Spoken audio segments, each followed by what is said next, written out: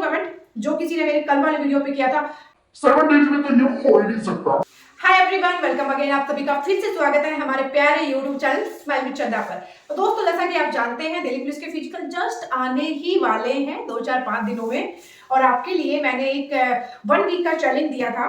कल वाली एक्सरसाइज करने के बाद बहुत अच्छे से आपकी थाइज में हल्का हल्का सा वो मजे वाला पेन फील हो रहा होगा।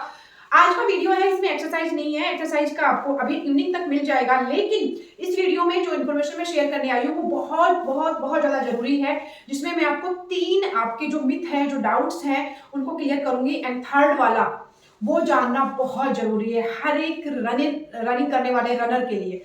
तो दोस्तों, इसमें पहली बात होती है कि रनिंग की शुरुआत कैसे करते हैं। जैसे बहुत बार होता है और हम भी यही करते थे, तो मैं अपने से सारी चीजें अप्लाई करती हूँ। जब हमने दिल्ली पुलिस की तैयारी की थी तो हम भी ऐसे करते थे। गए हम, हमारे गांव में एक जोहड़ था गांव के पास, उसकी जो पाल होती है, उसकी बाउंड्री होती है, उस पर रनिंग करते थे। जाना है, फटाफट से हमने कपड़े उतारने हैं और दौड़ना शुरू कर देना है, जो कि हमें दिक्कत देता था कि यार हम बहुत अच्छे से दौड़ नहीं पाते थे।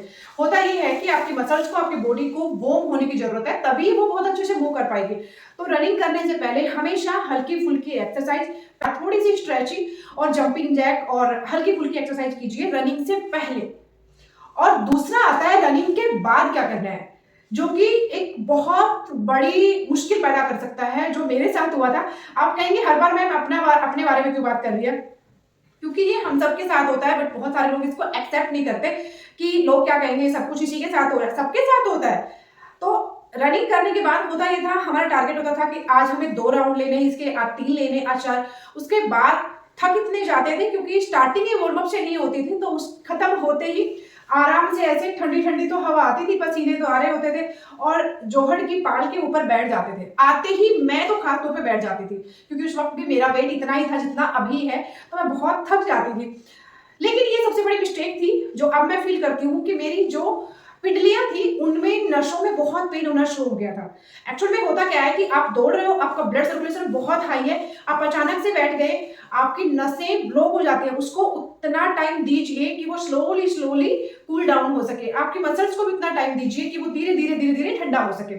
और तीसरा जो सबसे जरूरी है, बहुत सारे लोगों के मन में डाउट है कि रनिंग करते टाइम हमें नाक से सांस लेना चाहिए या मुंह से सांस लेना चाहिए, जो मुझे भी था, मे बी आप सबको भी होगा। मैं आपको एक छोटी सी बात बताती हूँ। आपकी हार्ट बीट, आपकी बॉडी, आपके ब्लड में ऑक्सीजन लेवल, ये सारी चीजें आपके फ्लो को बढ़ाते हैं और घटाते हैं। आप जैसे जानते हैं कि आपके हार्ट बीट कितनी होनी चाहिए, वर्कआउट के वक्त आपकी हार्ट बीट कितनी बढ़ सकती है, ये सारी चीजें भी आपकी उम्र और आपकी उस वक्त की जाने वाली एक्टिविटी, उस कितनी फास्ट एक्सरसाइज कर रहे हैं, कौन सी कर रहे हैं, उस पर डिपेंड करता है। अब ये चीजें समझ आ गई तो एक बात ध्यान रखना आपने कि ये नहीं कि मैं नाक से ही सांस लूंगा। जब आप नाक से सांस ले रहे हैं, किस लिए ले रहे हैं? बॉडी को ऑक्सीजन देने के लिए। आप अगर नॉर्मल जॉगिंग कर रहे हैं, आप अपने आप को फिट रखने के लिए फ्री, कोई आपको टाइम बाउंड नहीं है। आप अगर रनिंग कर रहे हैं तो आप नाक से सांस ले सकते हैं, लेकिन क्या आप जानते हैं दुनिया का सबसे तेज धावक उसैन Hey बोल्ट Aswat, वो I मुंह breathe से through my सांस mouth. लेता है। बहुत सारे जितने भी आप देखेंगे जो बहुत तेज रनर हैं, वो बेसिकली मुंह से सांस लेते हैं, क्योंकि जब आप बहुत तेज दौड़ रहे होते हैं, आपकी बॉडी बहुत फास्ट वर्क कर रही होती है, उस वक्त आपकी बॉडी को बहुत ज्यादा ऑक्सीजन की जरूरत होती है, जो नाक के थ्रू आप पूरा कर ही नहीं सकते।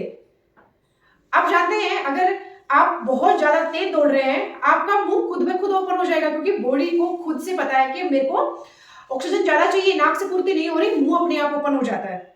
तो इस मिथ में मत रहना मुझे नाक से सांस लेना है, मुझे मुंह से सांस लेना है। आप जब दौड़ रहे हैं, जितना देर पॉसिबल हो रहा है आराम से नाक से लेते रहिए, दौड़ते रहिए। उसके बाद एक टाइम आएगा जब आप देखेंगे कि नाक से सांस ले रहे हैं, मुंह से छोड़ रहे हैं। आप ऐसे करते हैं, नाक से सांस ले रहे होते हैं, मुंह से छोड़ते हैं, जो कि आपके हार्ट बीट को बैलेंस करने में भी हेल्प करता है। बहुत अच्छी बात है, जो कि रनिंग खत्म होने के बाद अक्सर हम खुद को कूल डाउन करने के लिए करते हैं। और तीसरा होता है कि जब आप बहुत तेज दौड़ रहे हैं, आपको ये है कि यार बस अब तो लास्ट है, मुझे करना है, उस वक्त आप मुंह से सांस लें और मुंह से ही छोड़ें। उस वक्त आपके पास इतना टाइम नहीं होगा कि आप नाक से खींचें और छोड़ें। आपकी बॉडी को ऑक्सीजन चाहिए भाई, वो फटाफट से मिलेगी।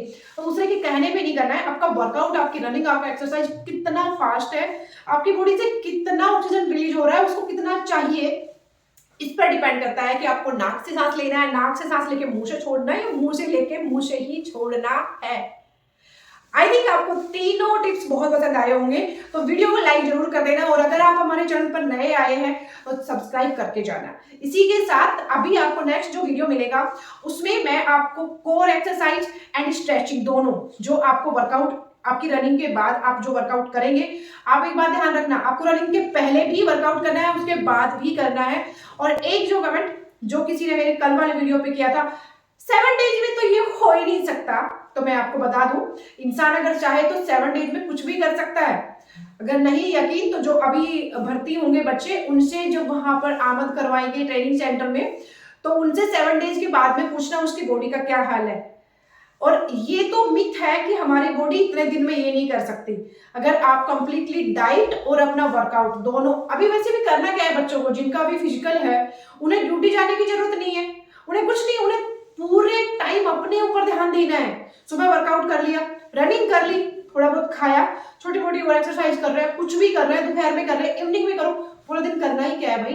पैरों में दर्द हो रहा है, मसाज करो, मालिश करो गर्म तेल लेके अच्छे से। इसमें क्या है, पूरा दिन आपके पास है, 24 आवर्स आपके पास है, अगर आप चाहें तो कुछ भी हो सकता है। इतनी सर्दी में भी ये एग्जाम पास करने के बाद अगर आप नहीं जीते ना, तो कसम से आप टूट जाएंगे और आपसे ज्यादा आपके परिवार वाले। तो मेरी तरफ से आप सभी को सच में बहुत सारी हिम्मत की, आप हिम्मत कीजिए, आप कर सकते हैं। अगर आपने पहले प्रैक्टिस नहीं भी की है, हल्की फुल्की भी की है, तो उसको आप इंप्रूव कर सकते हैं। अगर आपका स्टार्टिंग में है तो बात अलग है, आपके पास 1 वीक है, अदरवाइज अगर आपका 2 दिन 4 दिन 5 दिन बाद है तो आपके पास 10 डेज है यार, 10 डेज में आप कर सकते हो और मुझे यकीन है आप कर सकते हो। नमस्ते, जय हिंद।